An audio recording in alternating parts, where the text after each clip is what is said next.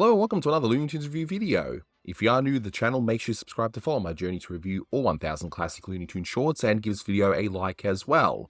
So this is a review for The Hardship of Miles Standish, released in 1940. It's the 284th in the series and it's directed by Friz Freleng.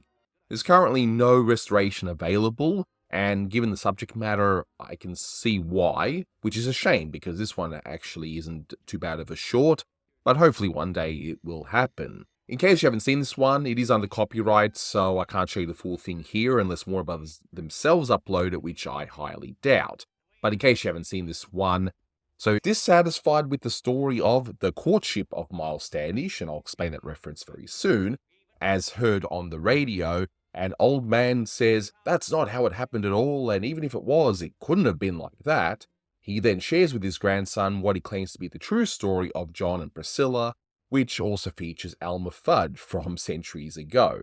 So normally I start off with the original commentary, the ones I had to take down because of copyright and all that, but there wasn't really much covered in that track, and that was the flaw of the commentary format. Sometimes we get sidetracked and not do a proper job of it, so these reviews are one way of me making it right. So I'm going to go through the short from start to finish and go through all the references with you. So without further ado, let's get into it. But before Anthony gets into it further, here I am, Manny Cruz, the Toonie Tenor. Hi, everyone. It's good to be on. I just wanted to jump in briefly on the commentary for this short because I have somewhat of a history with this one. So, as I've stated in other commentaries before, I was a kid in the 90s. I'm a few years younger than Anthony, but I used to watch my diet of Looney Tunes Merry Melodies, mainly on Nickelodeon. A lot of the black and white Porky shorts, the 60s shorts, as you know, the Patty Freleng 7 Arts, and the other mixture of shorts that they had available at that time due to the various libraries that Warner Brothers had accessible to the different TV networks. However, I did see a lot of the shorts that prior to 1995 were still owned by Ted Turner on channels like TBS and TNT. And one of the earliest shorts that I remember watching before 2001, so I like to use 2001 as the year that I became a full-blown Looney Tune nerd. But prior to that, this short was one of the cartoons that I remembered distinctively from my childhood because it was shown often on either TBS or TNT. So my earliest memories are of the early 90s, but I do remember watching this cartoon sometime in probably the mid to late 90s, relatively often. And I think what's interesting is that I was telling Anthony prior to coming onto the recording that in the 90s, it still seemed that cartoons that had stereotypes of Native Americans were still fair game. And yeah, I mean, there are aspects of this cartoon that clearly did not age well, but I still find it, I don't know, this one I always enjoy kind of looking back on. There's some definitely funny gags in here. I mean, it's always great to hear Arthur Q. Bryan speaking as Elmer Fudd. Mel Blanc's characterization of Hugh Herbert always gives me a nice chuckle. Sarah Berner's Edna Mae Oliver is always nice. Thanks to these cartoons, I've actually gone and watched clips of Hugh Herbert and Edna Mae Oliver, and it made these obscure actors pop out to me. But I will say the thing that I enjoy the most in this cartoon is probably one of my favorite musical renditions ever in any Warner Brothers short is Arthur Q. Bryan as Elmer singing "You Must Have Been a Beautiful Baby." There's just something so incredibly charming about the way that it's animated and the way that Arthur Q. Bryan just performs it, you know. And as Anthony is going to mention later in the commentary, talking about telegrams, I like when he throws in the stops in the middle of the song. And you pretty much, if you pause it, you could actually see that the lyrics of the song are in the telegram itself. It's a bummer that this one is not restored yet. I mean, probably it might be, but hopefully, you know, keep your fingers crossed, this one will get released sometime soon because I am one of those individuals that feels that every single Warner Brothers short should be released, obviously with the proper context and disclaimers and whatnot. But yeah, this was nice to revisit. And again, just another oddity of the 90s that they were still showing these types of shorts back then. I mean, again, prior to my Looney Tune conversion in 2001, I remember seeing this one. I remember seeing A Feather in His Hair with Bugs Bunny against the Native American in that short. I remember seeing Porky's Phony Express on Nickelodeon. I remember seeing Hiawatha's Rabbit Hunt. They used to show that a lot on the Turner networks. And I just wanted to put this short into further context before I go through it and go through all the references that were missed. So the title itself is inspired by a poem called The Courtship of Miles Standish, which is what I was referring to in the synopsis earlier on, and it's by Henry Wadsworth Longfellow. It's set in 1621 during a time of conflict with Indigenous peoples, and the narrative revolves around a love triangle involving three Mayfair passengers, Miles Standish, Priscilla Mullins, and John Alden. While Longfellow claimed the story was true, some of the historical evidence remains inconclusive. So in this version of the tale, it is Elmer Fudd who portrays John Alden, and he was an English politician, settler, and cooper, and he is best known for being a crew member on the historic voyage of the Mayflower, which brought the Pilgrims to the Plymouth colony in Massachusetts. Though he was part of the ship's crew and not initially a settler, he chose to remain in Plymouth colony when the Mayflower returned to England. Priscilla was a significant figure in the Pilgrim community at Plymouth Colony, Massachusetts, and she married John Alden, which is kind of the joke at the end of this short, which we'll certainly get to. And Priscilla here is portrayed by Edna May Oliver, and this is not the first time she has appeared in a Looney Tunes short. She was an American stage and film actress known in the 1930s for playing rather outspoken spinsters, and she had a very unique face as well, which was definitely ripe for parody. And finally, we have Miles Standish, and he was an English military officer and colonist, and he was hired as a military advisor for the colony by the Pilgrims. Standish travelled on the Mayflower with the Pilgrims and played a crucial role in the administration and defence of the Plymouth colony starting from its establishment. He's portrayed here by Hugh Herbert, and he was a very popular movie comedian, and his screen character was usually someone that's flustered and absent-minded, and he would just do the whole, woohoo, wonderful, wonderful, woohoo, and it's been portrayed many times in Looney Tunes, especially in the Books Come to Life series that was done all throughout the 30s. And the good thing is, you don't even need to know any of that to watch this short and enjoy it, well, to a point anyway, given some of the questionable elements towards the end, but that's what's great about these older Looney Tunes. You don't need to know a lot about the origins of things, but hey,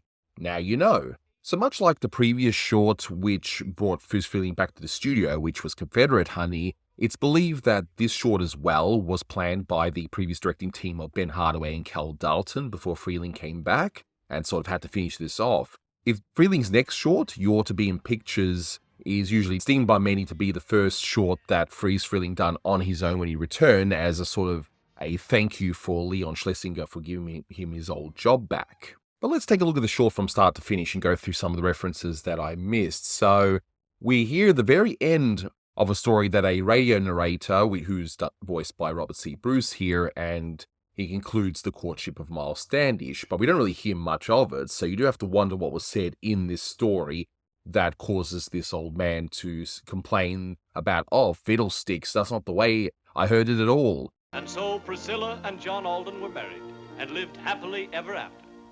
And that, radio listeners, is the story of the courtship of Miles Standish. Ah, fiddlesticks. It didn't happen that way at all. Even if it did happen that way, it couldn't have happened that way. And by the way, Robert C. Bruce also does the voice of the old man here.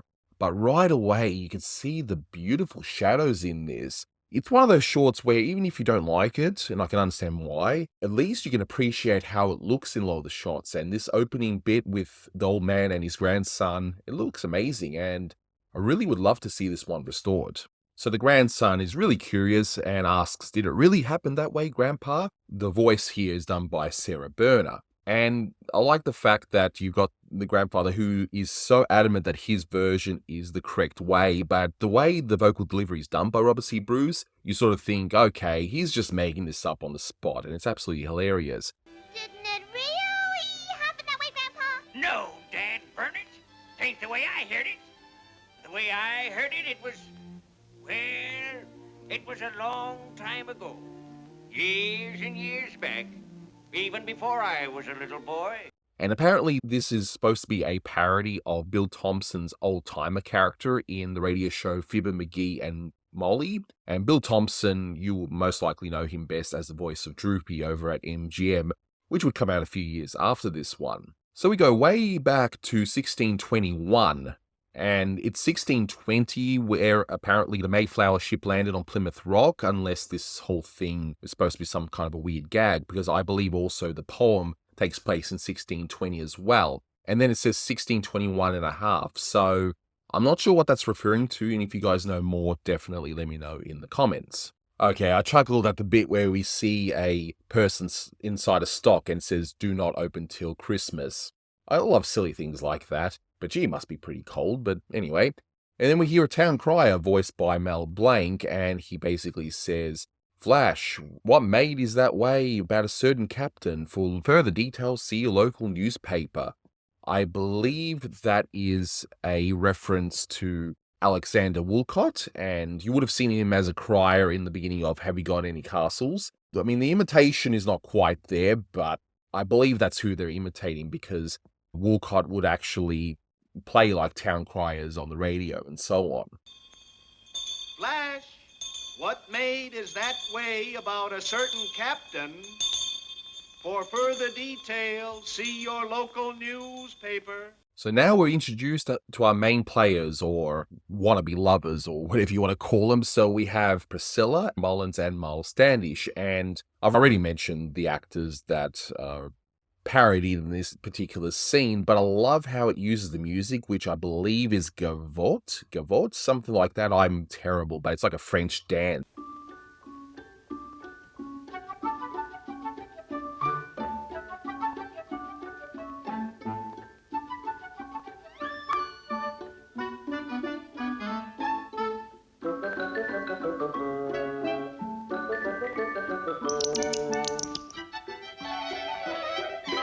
Friz Freleng is known for his timing when it comes to animation, but here it's timed very well to music, but in a different way, with the whole panning, where you got Priscilla looking through the window, waving, and then you see Miles Standish looking over and waving as well. And it's done really well. It's not a musical cue that you hear too often, but it actually works really well here. And by the way, Sarah Berner does the voice of Priscilla, and Mel Blanc, he does the Miles Standish voice here. So I just wanted to give a little quick different perspective. Not so much musically, but if you all insist, it's time for a minute. Well, I'll just keep it really brief. So the name of the piece that you're listening to in that scene is called Gavotte, Gavotte, and it was composed by the French composer Francois-Joseph Gossec. A little bit about him. He was born in 1734, and he died in 1829. Like I said, he was French. He lived to be 95 years old, and he was a composer of the classical period of music, so he was a contemporary of composers like Haydn and Mozart. And what's interesting is that I don't know anything about this guy. Like, maybe they talked about him in music history class in undergrad, but that was almost 20 years ago, and I was probably half asleep when they were talking about it during the lecture. But really, this piece of music is the one that probably stands out the most from him. And it originally comes from one of his operas called Rosine. And even in one of the Wikipedia articles about it, it says that, and I quote, "Gossec's Gavotte, which from his opera Rosine, remains familiar in popular culture because Carl Stalling and Charles M. Jones used arrangements of it in several Warner Brothers cartoons," unquote. It's a little bit of incorrect information. Chuck Jones was the director. He wasn't the musical arranger. That was Carl Stalling. And in this article, they also mentioned that this cue was used in Jones's short Porky's Cafe from 1942. But the one cartoon that really stands out in my mind whenever I hear this piece of music, besides this one, is Frank Tashland's Have You Got Any Castles from 1938. The scene where you see all the creepy monsters, they come out of the books and they go to the screen and make these really creepy faces, which would have creeped me out as a kid, and they growl and they hold that pose for a few seconds.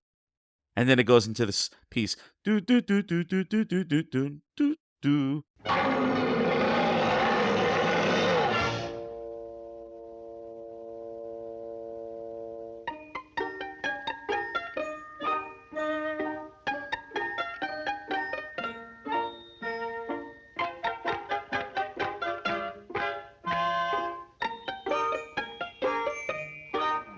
And I always find it just so funny how it goes from being creepy to ridiculous within a span of a few seconds. So yeah, those are my thoughts about, I almost said, have you got any castles? No, I'm not there yet, but I will be there soon. For The Hardship of Miles Standish. I like this one. Obviously, it's not perfect, and elements of it have not aged that well. And there's also the scene of some profanity in it that I don't know how they got that past the censors. The Hayes office must have been falling asleep that day. But yeah, thanks for listening and enjoy the rest of Anthony's commentary.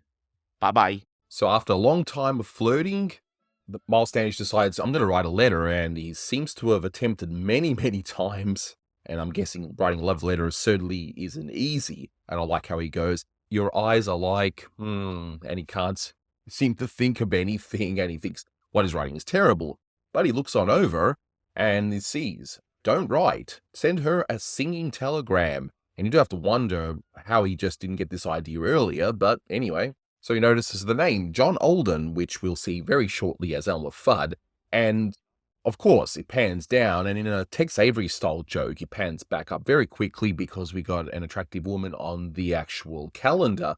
Alden. John Alden, messenger. Although the face looks kind of weird. I don't know if that's a restoration issue or not, but it's very bizarre looking. But anyway. Oh, and I'm sure you've noticed the April 1st date marked down too, right? And in a rather weird scene, well, first of all, there was no telephones back then, okay? I don't think I need to remind a lot of you of that, right? But anyway, I like how what I didn't notice before, and it goes, don't write, call long distance. We need the money, but I'm assuming that's based off the financial situation of Plymouth at the time. I don't know. But look at the phone book. I mean, assuming phones were even around then, which they weren't, that's a rather big phone book. And there wouldn't have been that many people around the colonies at the time. But anyway, it's such a strange gag, but you just sort of shrug at it and go, okay, let's go with it. And I like the added touch where for a split second, the light switches on and we can see some graffiti on the walls. They didn't need to do that, and yet it's a nice little added touch there. And yes, even back in the 40s and 30s and so on, graffiti did exist. You just didn't see it in movies and such, typically. So it's interesting to see it here. And we get into the phone book, and we can see on top John Barrymore, which would have been a reference to actor John Barrymore. I also like how it says John Q. Public in the listing as well. So sure enough, Elmer answers the call and says, yep, Priscilla, right away, and heads on over. And now we reach probably my favorite bit, or maybe second favorite. Anyway, one of my favorite bits of this short, and it's when John Alden, not Elmer, a wink wink, goes to Priscilla, and we see that the telegram is Western Onion instead of Western Union, and we can see it's basically lyrics to the song You Must Have Been a Beautiful Baby, which you would have heard countless times in Looney Tunes shorts, but you get to hear the words here with a few little additions.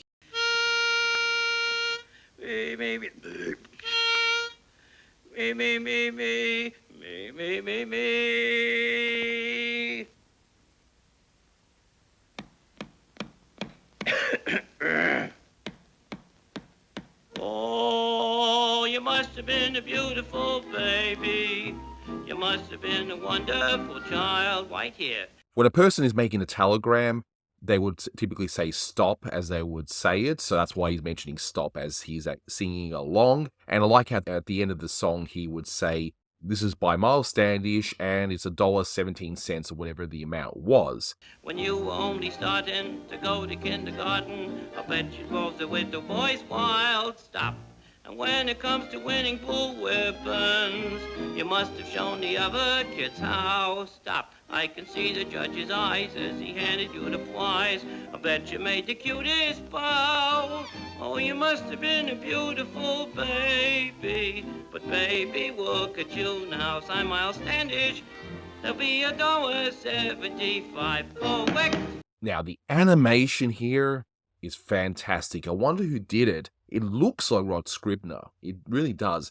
I'm not saying it's him. I honestly don't know. But just the mouth and how rubbery it is, it looks like his work. But if you do know who would have animated this, definitely let me know in the comments below. And it also shows that Arthur G. Bryan certainly was no slouch when he came to singing. I mean, he did sing later on, a few decades later, in What's Opera Doc, in one of his finest performances. So it's good to hear him sing another song in Looney Tunes, and one of the most popular music cues that Carl Stalling seems to use quite a bit, usually in romantic type situations and that sort of thing. And sure enough, Priscilla falls for him, which, as I already kind of spoiled before, the real-life characters, John Alden and Priscilla, actually did get married. So we see an arrow shoot through, and we now see that it's the Indians, as John Alden, Elmer Fudd, yells out here. Indian!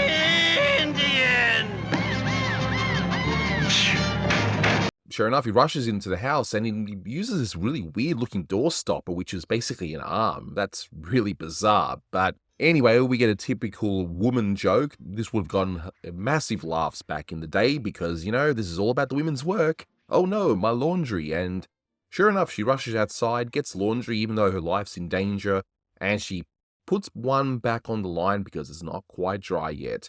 Lady, you could have just left your laundry, okay, but whatever. She gets back in the house and she's going, you didn't touch me, you didn't touch me. And the timing of this, where we pan down to her bottom and we see 3 arrows in there, plus the yell, it's really good. We got to have a butt gag in this short, don't we? So the Native Americans, they do this war dance around the home, and in a really funny bit, we see a gun in case of Indians break the glass. He gets the gun out without breaking the glass, but then he wastes more time going back and smashing the glass anyway. I thought it was funny.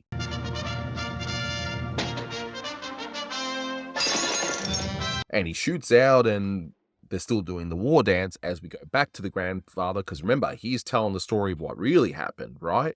So things are now getting more and more exciting, according to the grandfather telling the story about how the Indians are all charging from everywhere.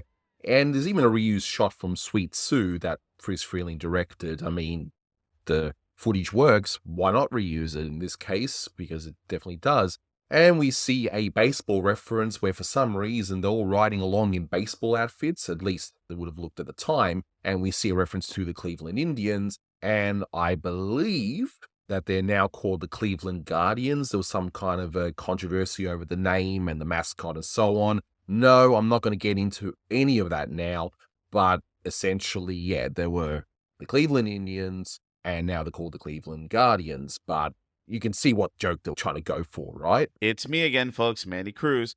I just wanted to say one quick thing about the Cleveland Guardians. So yes, as Anthony was stating, the team at the time existed as the Cleveland Indians. Cleveland has had a baseball team in that town for over 100 years. And in 1914, they adopted the nickname of the Indians, and they've had it for so many years, so on and so forth. There's also the whole big controversy of their former logo chief, Wahoo, which is the image of the big smiling Native American, which many find to be offensive. But shortly after the 2021 season and going further into it, because, again, Anthony said there's a whole big controversy with other sports teams here in the United States, like the Atlanta Braves and several university teams that use Native American names. It was decided, Cleveland decided to finally retire the name of the Cleveland Indians after over 100 years, and they renamed the team to the Cleveland Guardians in the 2022 season, in case you're curious. Because at first I was like, why did they call them the Guardians? I thought it was kind of a silly name. I mean, I personally have no issues retiring the Indian name, but I thought Guardians wasn't the best choice in the world, but it was named after these statues that they have on a bridge that leads you to the area where the stadium, Progressive Field, that's where the Guardians play. So it's these big Art Deco statues that are built into the bridge, and they're called the Guardians of Traffic. So that's where they got the name from. And I have to say this, the Cleveland Guardians just recently lost the American League Championship Series to my team, the New York Yankees. So my team, the New York Yankees, for the first time in 15 years, are going to the World Series to face the Brooklyn Dodgers. Oh, excuse me. This cartoon was made in 1940 when the Dodgers were in Brooklyn. But now, ever since 1958, they are the Los Angeles Dodgers. So the LA Dodgers versus the New York Yankees. Let's go Yankees. So yeah, there wraps up Manny's baseball talk for the day. Talk to you soon. Bye. The timing of the arrows being shot just showcases yet again Friz's wonderful timing, as is the whole gag where Elmer's hat keeps on getting shot. I mean, gee, these natives really aren't good shots, are they? They keep on missing his head. They just keep hitting his hat. But Priscilla's there on hand to pass on a different hat each and every time one of the hats gets ruined by an arrow. In an interesting gag, which I think has a bit of self-censorship in there, because there's no way they would have allowed this to happen, but you see this cross-eyed native he misses and hits his friend, and now probably formerly friend, in front of him, and that other native looks over and mutters something, and you can actually see him mouthing, "Goddamn son of a bitch." They would not have recorded that. Well, maybe they did, but they just removed it because they knew that they wouldn't be able to pass it, but that's what he's muttering, and sure enough, pardon me. So we get a nice little quickie gag right there. Pardon me. Now, talking about outdated references, the grandfather mentions the Indians were getting the best out of their ordeal until one of them pulled a boner. Indians were getting the best of the ordeal until one of them pulled a boner. Ha ha, because I know what you're thinking. No. The saying pulled a boner back then meant made an error. And there's even a Marvel comic somewhere, I don't know if it was a Batman one or a Marvel one, where somebody mentions pulling a boner, and that's what they meant, but in the context now, yeah, it definitely means something else. So much like the singing telegram sequence, this other bit here could be my favorite. I think they're probably tied, honestly. They're both highlights of this short, but here, it's just so out of left field, it's ridiculous. So one of the natives, after a few attempts because of the feather keep on getting into his face, he breaks the window, which, they're at war, so why wouldn't he break a window? But out of the blue, John Alden, walks out of the cabin. It says, "Who broke that glass? Somebody's gonna have to pay for that glass." And the natives are just acting like, "Uh-oh, you've done it now. And they all just bump into each other and run off, and that's it. It's just ridiculous.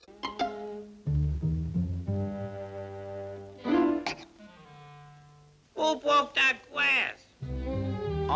Now you done it. Gee, I'm glad it wasn't me. No chips. I know it wasn't me. It wasn't. Hey, I gotta get back, fellas. The squaw's waiting for me. Hey, one of you fellas has got to pay for that glass. It makes me chuckle every time I see it, so it just came so out of left field. It's like, okay, well, I guess that's one way to end this war. So now the natives have left, and sure enough, she's in love with John Alden, but he's like, no, it's Miles Standish. He wants to marry you, but no.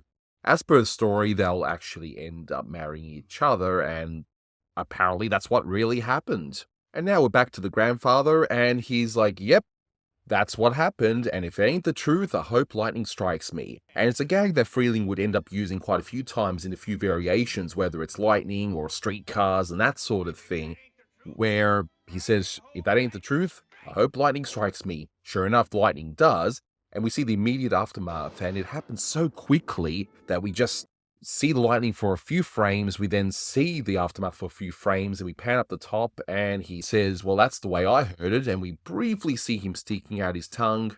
The end. So that was the Hardship of Miles Standish. Is it one of those little hidden gems because you don't see it around too often? Kind of.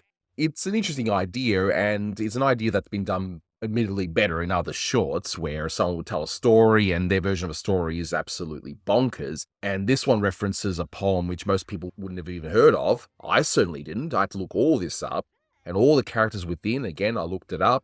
But thankfully, you don't need to know who these characters are. You don't need to know much about the settings or the references or anything.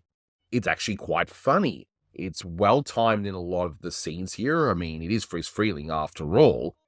Especially the flirting sequence, you got the wonderful singing telegram sequence, and the wonderful gag of the broken glass. Someone broke my glass. Is it memorable? Perhaps not, but it's one that I think needs to be restored, and I think people need to watch it and just be mindful, of course, that you wouldn't portray Native Americans in this particular way for obvious reasons. This one gets about 8 out of 10, and a lot of it is just due to those funny bits in there and the wonderful timing of Friz Freleng. And I'm really looking forward to covering once again You Ought to Be in Pictures, which a lot of people have said is his true comeback short after having a brief stint over at MGM Studios. But that'll do it for this one. Thank you so much for watching, guys, and until next time, take care. And if that ain't the truth, I hope lightning strikes me. Anyhow, that's the way I heard it.